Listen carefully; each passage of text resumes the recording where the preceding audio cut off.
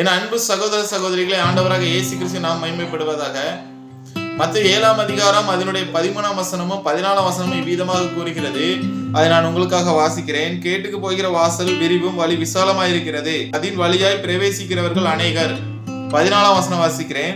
ஜீவனுக்கு போகிற வாசல் இடுக்கமும் வழி நெருக்கமா இருக்கிறது, அதை கண்டுபிடிக்கிறவர்கள் சிலர் என்று அந்த வசனம் கூறுகிறது. கேட்டுக்கு போகிற என்றால் அழிவுக்கு நேராக போகிற, மரணத்துக்கு நேராக போகிற வாசல் எப்படி இருக்குதான்? விரிவாக இருக்கிறது. அதன் வழி எப்படி இருக்கிறது? விசாலமா இருக்கிறது. அதுலதான் நிறைய பேர் பிரவேசிக்கிறார்களாம். இந்த உலகத்துல நாம் பார்க்கும்போது இன்று எதுலதான் பிரவேசித்து கொண்டு இருக்கிறார்கள்? அந்த விரிவான வாசல் வழியாகவும் விசாலமான வழியாகவும் தான் பிரவேசித்துக் கொண்டிருக்கிறார்கள். ஆனால் அதுல போகுவது நமக்கு மரணத்தை உண்டு பண்ணும் என்று அவர்களுக்கு தெரியவில்லை. இன்றைக்கு சந்தோஷமா இருப்போம், நாளைக்கு செத்து விடும் என்கிற ஒரு எண்ணம் தான் இருக்குது ஒழிய, நாம் மரித்தால் எங்கே போவோம் அப்படிங்கிற ஒரு எண்ணம் இல்லை. எப்போதும் சந்தோஷமா இருப்போம், ஜாலியா இருப்போம், கூத்தாடுவோம், கும்மாளம் போடுவோம், குடிப்போம், பிரச்சாரம் பண்ணுவோம், எதிராலும் பண்ணுவோம் அப்படிங்கிற ஒரு எண்ணம் தான் அந்த வாசல் வழியாய் பிரவேசிக்கிறவர்களுக்கு இருக்கிறது.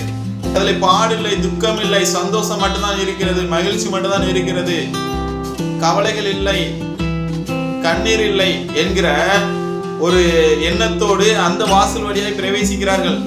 ஆனால் அவர்களுக்கு தெரியவில்லை அந்த வாசல் எங்கே கொண்டு விடும் என்று. அது மரணத்துக்கு நேராக கொண்டு விடும், நரகத்தில் கொண்டு போட்டுவிடும் என்பது அவர்களுக்கு தெரியவில்லை. ஜீவனுக்கு போகிற வாசல் வழி எப்படி இருக்கிறதா? இடுக்கமாக இருக்கிறதா? 14ஆம் வசனம் கூறுகிறது, ஜீவனுக்கு போகிற வாசல் இடுக்கமாகவும் வழி நெருக்கமாகவும் இருக்கிறது. அது கண்டுபிடிக்கிறவர்கள் சிலர் தான் அதை கண்டுபிடிக்கிறார்கள். அதை கண்டுபிடித்தாலும் என்ன ஆகி விடுகிறார்கள்? மறுபடியும் பின்னோக்கி வந்து விடுகிறார்கள். ஏன்னா அதுல என்ன இருக்குது? இடுக்கம் இருக்கிறது, நெருக்கமாக இருக்கிறது. அந்த வாசல் ஜீவனுக்கு போக வேண்டும் என்று விரும்பி வருகிறார்கள். ஆனால் அந்த வாசல் எப்படி இருக்கிறதா?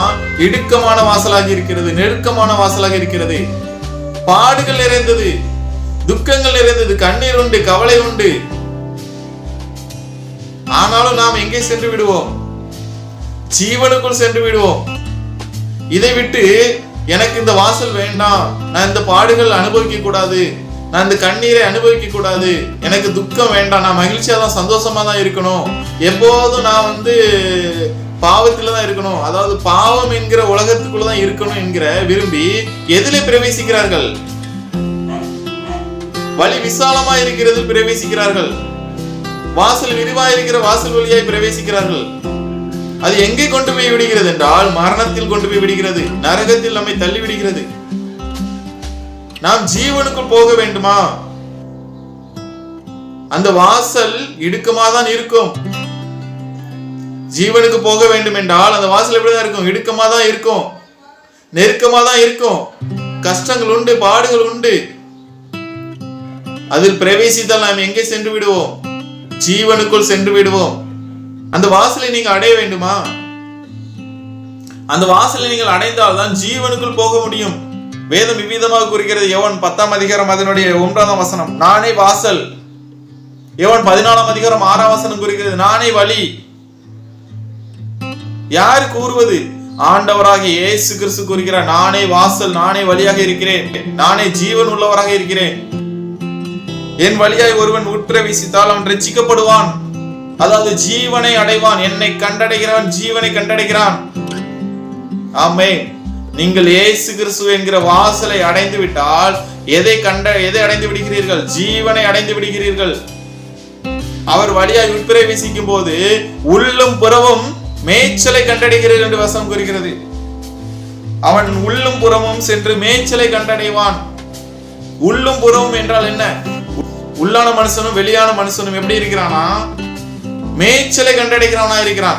உள்ளான மனுஷனுக்குள்ளேயும் பரிசுத்தம் இருக்கும், வெளியான மனுஷனுக்குள்ளேயும் பரிசுத்தம் இருக்கும். உள்ளான மனுஷனும் எப்படி இருப்பான்? மகிழ்ச்சியா இருப்பான், வெளியும் மகிழ்ச்சியா இருப்பான். அவனுக்குள்ள எப்போதும் சந்தோஷம் இருக்கும், சமாதானம் இருக்கும். உள்ளான மனுஷனுக்குள், வெளியும் அப்படிதான் இருப்பான். ஹல்லேலூயா. அவனுக்குள் பாடுகள் வரும், துக்கங்கள் வரும்.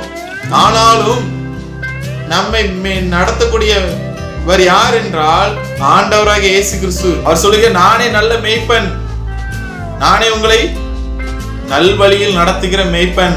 அவர் பின் செல்லும் போது, அவரோடு கூட நடக்கும் போது நாம் எங்கே சென்று விடுகிறோம்? ஜீவனுக்குள் சென்று விடுகிறோம். மேய்ச்சலை கண்டடைகிறோம். வழி விசாலமா இருக்கிறது, வாசல் விரிவா இருக்கிறது என்று அதில் நாம் பிரவேசித்தால் அங்கே என்னதான் நமக்கு நடக்கும்? மரணம் தான் உண்டாகும். நரகத்திற்கு தான் செல்வோம். பிரவேசிக்க வேண்டும் என்றால் அந்த நானே வாசல் என்கிற சொல்கிற ஆண்டவராக இயேசு கிறிஸ்துவை நோக்கி பாருங்கள். அப்போதுதான் நாம் ஜீவனுக்குள் பிரவேசிக்க முடியும். உள்ளும் புறமும் மேய்ச்சலை கண்டடைய முடியும். இடுக்கமான வாசல் வழியாய் பிரவேசிக்க நினையுங்கள். நெருக்கமான வழியாய் பிரவேசிக்க நினையுங்கள். வழி விசாலமாய் இருக்கிறது, வாசல் விரிவாய் இருக்கிறது என்று அதில் சென்று விடாதீர்கள். உங்களை அது நரகத்திற்கு கொண்டு செல்லும். அது மரணத்துக்கு நேராக கொண்டு சென்றுவிடும்.